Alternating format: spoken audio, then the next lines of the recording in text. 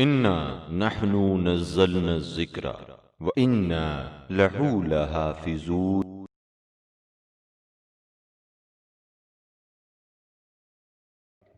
لا حول ولا قوة إلا بالله العلي العظيم. أعوذ بالله من الشيطان الرجيم. بسم الله الرحمن الرحيم. الحمد لله رب العالمين الرحمن الرحيم وبه نستعين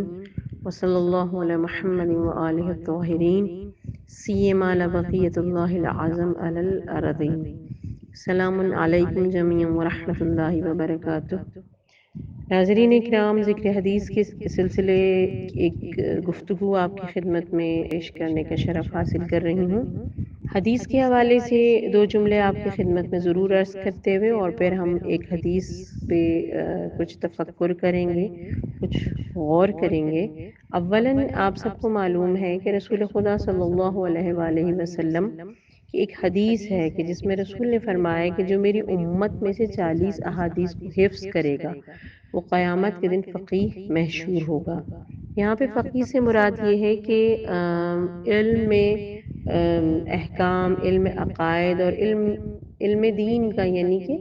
بصیرت رکھنے والا، اس کو مطلب علم دین کو پہچاننے والا، اس میں تفکر، اس میں غور کرنے والا کہ اس نے 40 احادیث یاد کی۔ اور اس ضمن میں رسول نے فرمایا کہ جب وہ قیامت کے دن جو ہے وہ مشہور ہوگا تو بحیثیت فقیہ کے مشہور ہوگا کہ اس نے کوشش کی، نہ کہ یہاں یہ مراد ہے کہ کوئی مجتہد یا مراجع اعظام۔ اس وقت یہاں عام لوگوں کی بات رسول نے کی کہ جو بھی 40 حدیث کو یاد کرے گا گویا وہ اس فقیہ کی مانند ہے کہ جس نے کم از کم دین میں بصیرت حاصل کرنے کی کوشش کی۔ اب فقط حفظ کرنا نہیں ہے بلکہ ہمیں آگے معانی الاخبار کی ایک روایت ملتی ہے کہ جس میں امام جعفر صادق علیہ السلام ارشاد فرماتے ہیں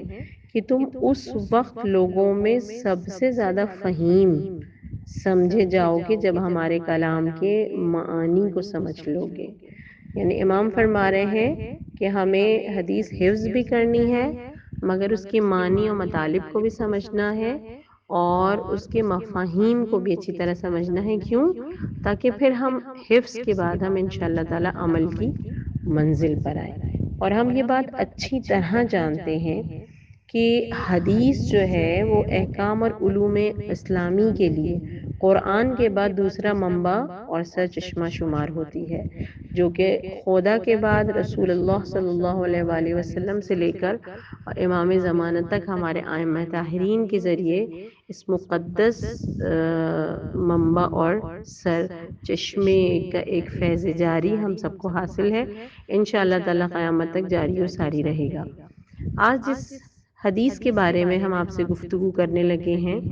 وہ ہے امیر المؤمنین علی بن ابی طالب علیہ السلام کی وہ حدیث کہ جس میں مولا نے فرمایا کہ اپنے کلام کو اپنے اعمال میں شمار کرو۔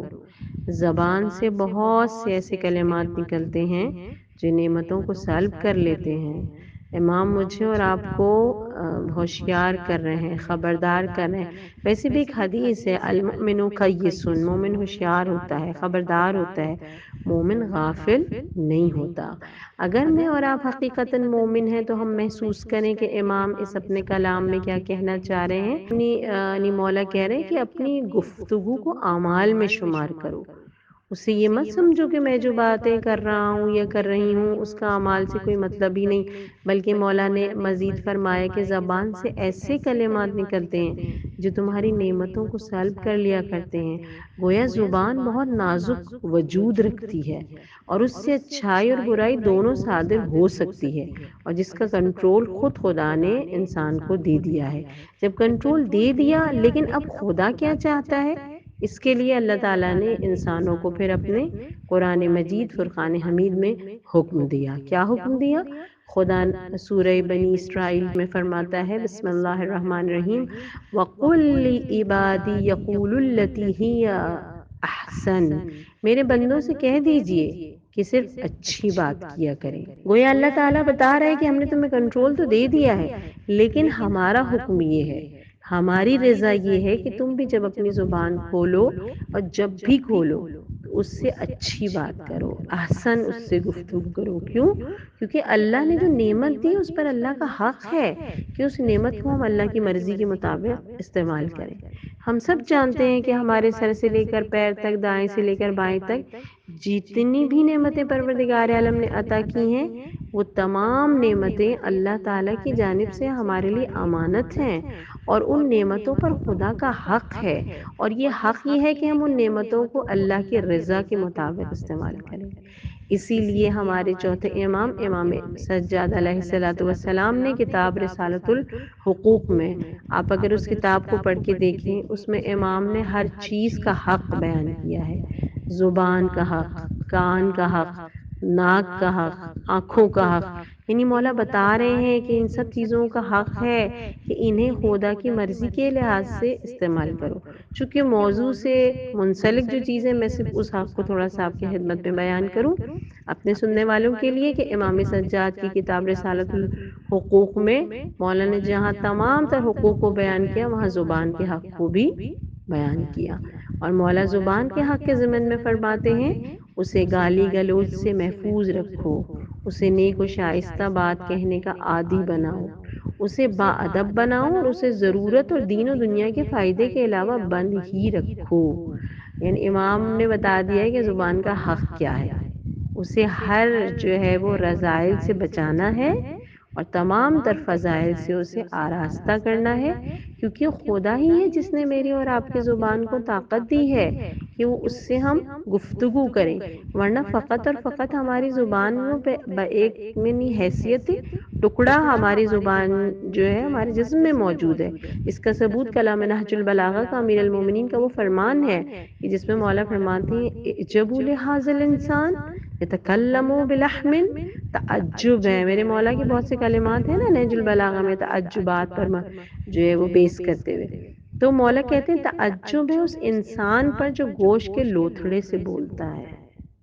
اور آپ تصور کریں، یہ فقط گوشت کا لوتھڑا ہے جسے خدا نے اتنی طاقت دے دی ہے، اسے گفتگو کا ذریعہ بنا دیا، ایک دوسرے کے لیے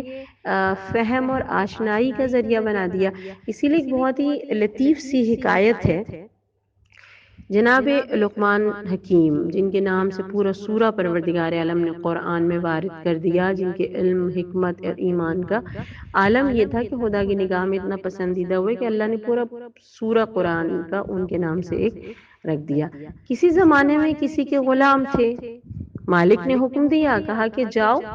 اور جا کے فلاں فلاں جانور ذبح کرو اور اس کا بہترین عضو جو پورے جسم میں ہے وہ لے آؤ۔ جناب لقمان گئے اور جا کے زبان لے کر آ گئے، تو مالک نے پوچھا کہ اچھا یہ بہترین عضو ہے؟ تو کہنے لگے کہ ہاں ہاں یہی تو زبان ہے جو لوگوں کو خوش کرتی ہے، دلوں کو راحت دیتی ہے، اور فتنہ و فساد سے لوگوں کو بچا لیتی ہے، اور دنیا میں امن و امان بھی قائم کر سکتی ہے۔ اچھا، اس کے بعد مالک نے کہا اچھا ٹھیک ہے، تم پھر سے جاؤ اور ایک اور جانور کو ذبح کر دو، اور اس پورے جانور کے جسم میں جو سب سے بدترین عضو ہو وہ لے آؤ۔ اب جناب لقمان گئے، پھر سے ایک اور جانور ذبح کیا، پھر سے زبان لے آئے۔ اب اس نے ان کے جو مالک تھے وہ کہنے لگے یہ کیا بھائی، جب میں نے اچھی چیز کہی تم تب بھی زبان لے آئے، بری چیز کہی جب بھی تم زبان لے آئے۔ تو کہنے لگے کہ یہی تو ہے جو دلوں کو توڑ دیتی ہے، جو دلوں کو اذیت دیتی ہے، رشتوں میں جدائی ڈال دیا کرتی ہے۔ گویا یہی زبان، اس کے دو فنکشنز ہیں، یعنی ہم چاہیں تو اس سے خیر کا کام لیں اور ہم چاہیں تو ہم اس سے شر کا کام لیں۔ یہی وجہ ہے کہ جلوہ نور کی ایک حدیث میں ہمارے مولا حضرت امام محمد تقی علیہ السلام نے ارشاد فرمایا کہ انسان اپنی زبان کے نیچے چھپا ہوا ہے، یعنی گویا جب زبان کھولتا ہے تو پتہ چلتا ہے کہ اس کی شخصیت کیا ہے۔ اگر خیر بولتا ہے تو وہ انسان ذات خیر ہے، اور اگر اس کی زبان سے شر نکلتا ہے تو اس کا مطلب وہ ذات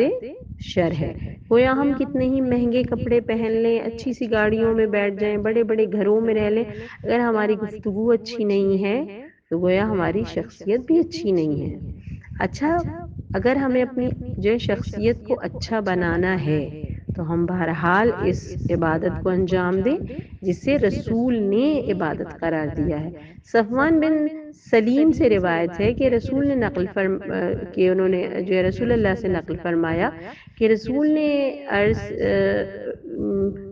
ان سے کہا کہ کیا تمہیں آسان سی عبادت نہ بتا دوں میں، ہلکی سی عبادت تمہارے جسم کے لیے؟ تو صفوان بن سلیم کہنے لگے کہ بتا دیجئے رسول اللہ۔ تو رسول اللہ صلی اللہ علیہ وسلم نے فرمایا ایک خاموشی اور دوسرے حسن خلق،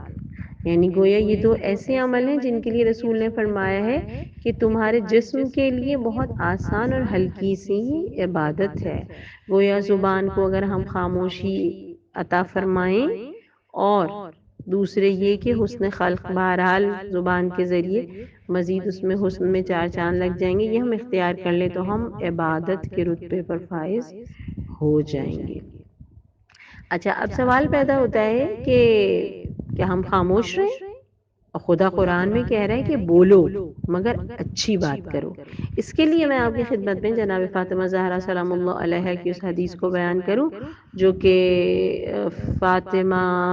من المہد الی اللحد تک میں آیت اللہ کاظم قزوینی نے بھی تحریر فرمائی، اور مختلف کتابوں میں جناب فاطمہ زہرا کے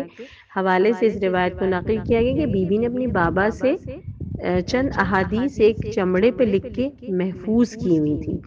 اور وہ بی بی کو بہت جان سے پیاری تھی، مطلب احادیث۔ ان احادیث میں بی بی فاطمہ زہرا سلام اللہ علیہ میں ایک حدیث جو ہے وہ نقل کرتی ہیں ہمارے لیے اپنے بابا سے، اور فرماتی ہیں، بڑی خوبصورت حدیث ہے مگر غور طلب ہے۔ بی بی فرماتی ہیں جو دنیا و آخرت پر ایمان رکھتا ہے اسے چاہیے کہ وہ خیر بولے یا پھر خاموش رہے۔ یعنی کیا معلوم ہوا کہ یا تو ہم خاموش رہیں یا پھر ہم خیر بولیں۔ دیر از نو تھرڈ آپشن، ہمارے پاس تیسرا آپشن نہیں ہے، مگر ہم نے خود لیا ہوا ہے، مثلاً کہ ہم اسی زبان سے غیبت کرتے ہیں، اسی زبان سے ہم دوسروں کو اذیت دیتے ہیں۔ تو بس اگر ہم خاموش نہیں رہنا چاہتے تو ہم خیر بولنا سیکھ لیں۔ اور ایک بہت انٹرسٹنگ واقعہ جو بہرحال میرے اور آپ کے لیے انٹرسٹنگ بھی ہے لیکن بہت ہی سبق آموز بھی ہے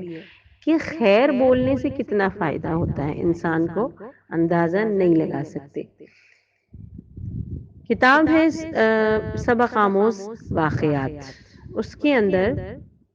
کہتے ہیں کہ ایک حکایت ہے، بادشاہ نے خواب دیکھا، اس زمانے کا بادشاہ تھا، اس نے خواب دیکھا اور اس نے کیا دیکھا، میرے سارے دانت جو ہے وہ گر گئے۔ بادشاہ نے کسی خواب کی تعبیر جو بتانے والا ہے اس سے پوچھا اور کہا کہ اس کو بلوایا اپنے جو ہے وہ دربار میں، اور کہا کہ بتاؤ میں نے یہ خواب دیکھا، میرے سارے دانت جو ہے گر گئے، تو کیا مطلب ہوا اس کا؟ تو وہ بیچارہ تھوڑا سا پریشان ہوا، لیکن پھر اس نے بولا، کہا کہ آپ کے سارے رشتہ دار مر جائیں گے۔ بادشاہ ناراض ہو گیا، ظاہر سی بات اس کے لیے بری خبر تھی۔ اس نے اسے دربار سے جو ہے وہ نکال دیا، اس کے بعد پھر دوسرے کو بلایا، جب وہی سوال کیا تو اس نے مسکراتے ہوئے کہا، حضور مبارک ہو، آپ کی عمر آپ کے تمام رشتہ داروں سے طویل ہو گئی۔ بات وہی تھی، لیکن اس نے جس انداز سے بات کی وہ بادشاہ کے لیے خیر کی گفتگو ثابت ہوئی۔ جب اس نے یہ سنا کہ میری عمر سب سے طویل ہو گئی ہے تو اس شخص سے بادشاہ خوش ہوا، انعام بھی دیا اور بہت ہی اکرام کے ساتھ اس کو اپنے جو ہے وہ کیلے کے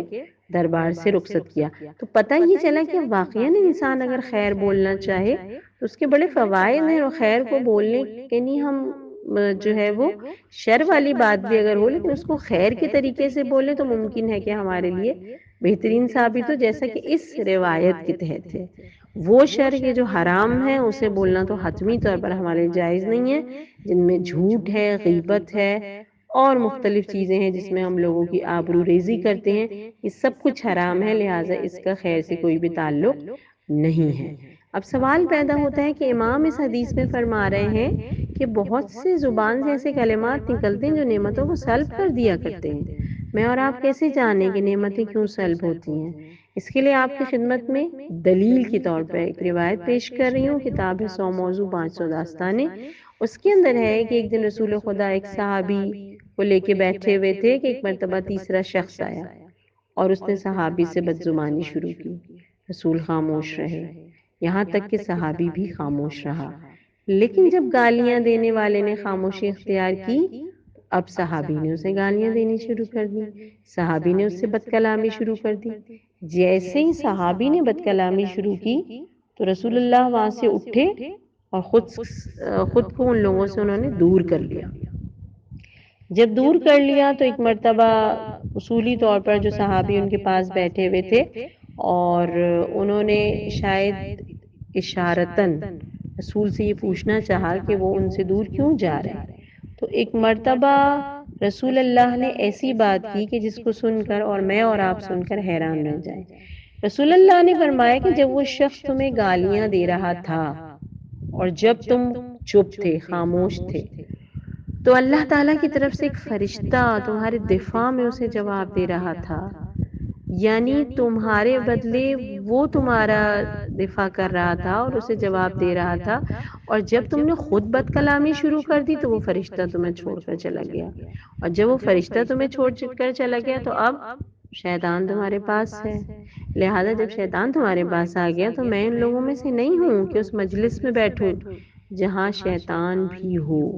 تو پتہ چلا کہ بہت سے ایسے کلمات ہیں جن کے نکلنے سے نعمتیں یوں سلب ہو جاتی ہیں کہ ہمارے فرشتے جو ہمارا احاطہ کیے ہوئے ہوتے ہیں خدا رحمان کی بارگاہ سے، وہ فرشتے اس